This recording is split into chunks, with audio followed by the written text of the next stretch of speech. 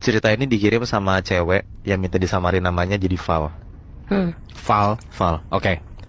Jadi bulan Desember kemarin, Val sama keluarganya, mama, papa, sama adeknya Val yang cowok namanya Diva, itu liburan ke Tanjung Uban, Kepulauan Riau dari Bandung. Oke. Tapi kata Val, liburan kali ini tuh dia ngerasa kayak nggak nyaman gitu. Nah ini Val tuh rumahnya kan di Bandung. Dia OTW ke Soekarno-Hatta, mau naik pesawat, terus buat ke arah Batam situ tuh. Take off sekitar jam setengah 9 pagi, sampai Batam di jam setengah 12-an.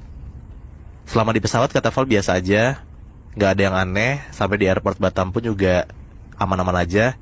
Pas naik speedboat ke Tanjung Uban, itu juga aman-aman aja. Cuman Val tuh ngerasa kayak bete dan kayak ngerasa panas gitu. Bete panas, ditenangin sama nyokapnya, juga nyokapnya masih sabar lah gitu ngurusin anaknya. Di situ tiba-tiba Val tuh ngerasa kayak pundaknya berat banget Nat. Padahal dia tuh nggak gemblok apa-apa gitu. Cuman ya udahlah, si Val tuh diem aja nggak ngomong apa-apa ke orang tuanya. Mamanya Val punya 2 sepupu kakak beradik, dan kebetulan di hari itu tuh keluarga Val bakalan nginep di rumah si adeknya itu, yaitu Bu Leyani sama Om Andra panggilannya. Perjalanan dari pelabuhan ke rumah Bu Leyani Om Andra itu lumayan makan waktu lama, sekitar 1 jaman lah baru sampai rumahnya. Pas sampai rumah Bu Leyani, Val itu tidur dulu sampai maghrib, baru tuh dia bangun.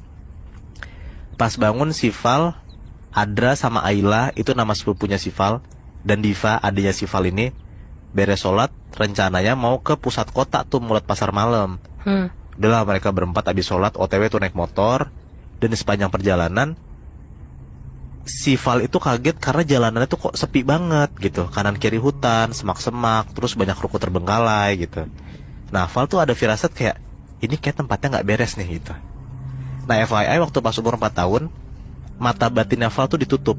Oke. Tapi yang Val tahu sampai sekarang, si Diva, adenya Val itu masih bisa ngeliat hal-hal aneh. Dan mamanya Val itu tuh indigo. Udah singkat cerita, Val baru berani bilang lah ke Adra, ke sepupunya nih waktu pas mereka udah sampai pasar malam. Dibilang kayak, Dra jalanan tadi emang gelap ya, aku merinding gak berani lihat kemana-mana pas perjalanan. Nah Adra bilang kayak, wajar mbak, di sana kan tempat banyak kecelakaan. Lagian di sana kan gelap, terus orang-orang naik motor juga sambil pada nggak tahu tuh aturannya. Udah mah nggak apa, nggak usah dipikirin gitu. Di situ Val diem aja, dia nggak berani lah tuh bahas sampai rumah. Udah tuh mereka main di pasar malam, dari situ mereka pulang sampai rumah. Tiba-tiba si Ayla nih cerita ke mamanya Val. Dia bilang kayak gini, ibu-ibu tahu nggak? Tadi Ayla tuh lihat cewek bu, lidahnya panjang banget kayak anjing. Wah. Terus rambutnya panjang, dia tuh ngikutin kita bu sampai rumah. Tapi aku diem aja. Nanti Mas Diva ngebut kalau aku kasih tahu. Kan nanti malah celaka ya bu, gitu. Sesantai itu ngomongnya. Heeh. Polos ya, apa polos ya? Polos, iya. Oh. Nah di situ tuh Val dengernya kaget banget Nat. Dia tuh mikir kayak anjing, waktu pas gue OTW Bandung, firasat gue udah gak enak nih. Ternyata bener gitu. Besok sorenya, Ibu Lucy tuh datang ke Tanjung Pinang. Nah Ibu Lucy ini itu tuh kakaknya si Bu Leyani yang punya rumah ini nih. Datang ke Tanjung Uban sama si kembar dan Angga sepupunya Val buat jemput Val sekaligus ngajak Val sama keluarga tuh nginep di Tanjung Pinang. Tanjung Pinang tuh rumahnya si Ibu Lucy, si kembar dan Angga itu tuh anaknya dia. Keberangkatan ke Tanjung Pinang tuh nggak ada yang aneh, berjalan biasa aja, normal-normal aja. Mereka sampai Tanjung Pinang tuh sekitar jam 6-an sore. Nah di situ tuh kayak Ibu Lucy tuh ngomel-ngomel tuh. Bu Lucy tuh panggilannya. Ayo semua mandi cepetan, ibu mau ngobrol. Ayo mandi gitu. Nah semuanya mandi kecuali Val. Val tuh mandi paling terakhir karena dia tuh capek banget Nat. Udah tuh dia istirahat dulu, rebahan dulu. Saudaranya sepupunya pada mandi, baru tuh Val mandi terakhir. Nah Ibu Lucy ini punya 2 kamar mandi atas sama kamar mandi lantai bawah. Nah kamarnya Val itu tuh ada di atas, sebelahan sama kamarnya Kiran sama Kak Tika. Mereka tuh sepupunya si Val juga. Pas Val mandi, dia tuh ngerasa merinding banget Nat. Dia ngerasa kayak diliatin dari atap gitu. Soalnya tuh atap kamar mandinya si Ibu Lucy tuh bolong di pojokan gitu. Langsung tuh dia ngerasa ada yang gak beres, buru-buru mandi terus lanjut tidur. Besok paginya, mamanya Val, Ibu Lucy sama Diva itu tuh ngobrol di balkon. Mamanya Val nanya nih ke Ibu Lucy, Lucy di rumah kamu tuh ada anak kecil ya, ada 2 gitu. Nah si Ibu Lucy jawab, lo anak kecilnya kan cuma si kembar, siapa lagi anaknya itu kan. Enggak Lus, tadi pas aku ngomong sama Diva itu tuh mau didorong ke depan sama anak kecil. Yang satu kepalanya dibungkus sama kresek, yang satu lagi rambutnya jabrik. Nah Ibu Lucy kaget banget karena kayak setelah 14 tahun dia tinggal di sana, dia tuh nggak pernah ngerasain hal-hal aneh gitu. Mamanya si Val ini nebak lagi, sebelah rumah kamu tuh kosong ya? Ya udah lama gak ditempatin, cuma jadi gudang doang, kata si ibu. Tiba-tiba Angga datang nih bareng Katika, anaknya. Mah, dulu tuh pernah ada tau mah hantu di sebelah rumah kita. Kayak ada api-api gitu terbang melayang, takut banget. Nah, mamanya Val kaget dengernya. Terus udah tuh setelahnya masih biasa aja dan gak ada yang bikin Val heran lagi. Cuman denger cerita doang gitu kan. Malam harinya sekitar jam 1 pagi, mamanya Val tuh kebelet kencing.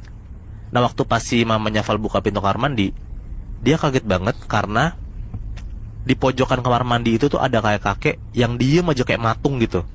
Mamanya Val tuh merinding banget tuh. Udah tuh akhirnya dia diem aja, mamanya Val gak ngomong sama siapa-siapa. Singkat cerita, setelah 3 hari di sana, mamanya Val ngerasa banyak banget hal aneh, Bi. Nah, mamanya Val bilang dia tuh ngelihat sosok perempuan mukanya meleot gitu, kayak sebelah doang terus hancur, keluar dari koleksi gucinya Ibu Lucy. Terus waktu pas mamanya Val lagi nyuci baju ya, mamanya Val nih ngelihat juga ada sosok perempuan, posisinya tuh lagi ngebelakangin si mamanya Val kayak lagi pakai kerudung gitu. Nah, malam sebelum Val itu pulang ke rumah Bu Leyani lagi, pintu kamarnya si Val itu tuh kebuka tiba-tiba. Padahal kata si Val, dia tuh udah kayak ngeganjelnya tuh pakai tong sampah yang gede gitu. Udah diganjel kebuka. Val kesel banget, dia ganjel tuh pakai semua barang kayak kurak gitu, kenceng tuh. Mamanya Val kebangun lah di situ. Mamanya Val nyamperin Val, dia bilang kayak, kakak kunci pintunya aja, nggak usah diganjel. Kalau kamu ganjel nanti dibuka terus. Nah, di situ Val nggak ngerti kayak dibuka terus tuh apa maksudnya. Berarti kan ada orang yang sengaja buka dong gitu. Tapi Val tuh diem aja. Dia kayak mikir, ya udah mending gue tidur gitu. Udah, dia berusaha positive thinking terus tidur tuh akhirnya. Besok paginya akhirnya tuh si Val pulang tuh ke Tanjung Uban, ke rumah sepupunya satu lagi tuh, ke rumah tantenya. Nah, di situ akhirnya mamanya Val baru cerita kalau pintu semalam itu tuh kebuka karena didorong-dorong sama sosok perempuan yang mukanya hancur yang dilihat sama mamanya itu. Nah, sekali lagi Val cuma bisa diem aja kayak gak nyangka kalau dia tuh gangguin sama setan. Siang harinya mereka sampai ke Bu Leyani, udah nyampe ke Tanjung Uban. Mamanya Val akhirnya cerita lagi tuh semua kejadian di rumahnya Ibu Lucy. Katanya kalau emang bener lobang di kamar mandi lantai atas itu tuh ternyata rumah dan terkutip ya, buat seluruh sosok yang ada di rumah Ibu Lucy. Dan sosok perempuan muka hancur tadi pun juga ngikutin Val dan keluarganya pulang sampai Tanjung Uban. Anjing. Nah, caranya tuh si sosok cewek yang mukanya hancur ini tuh nempel di mobil, Bi. Nah, si mamanya Val tuh bisa ngeliat, tapi mamanya Val tuh diem aja gitu. Dan dari situ akhirnya Val tuh udah gak pernah lagi mau tidur ataupun nginep di rumah ibunya Lucy yang ada di Tanjung Pinang. Terus si makhluk-makhluk yang ikut ke rumahnya gimana? Mungkin abis itu tuh hilang ya, karena setelah itu diceritanya dia udah gak cerita lagi tuh waktu pas dia pulang ke Bandung gimana. Tapi menurut gue kayaknya abis dia pulang ke rumahnya ke Bandung gak digangguin lagi sih. Sial banget sih itu.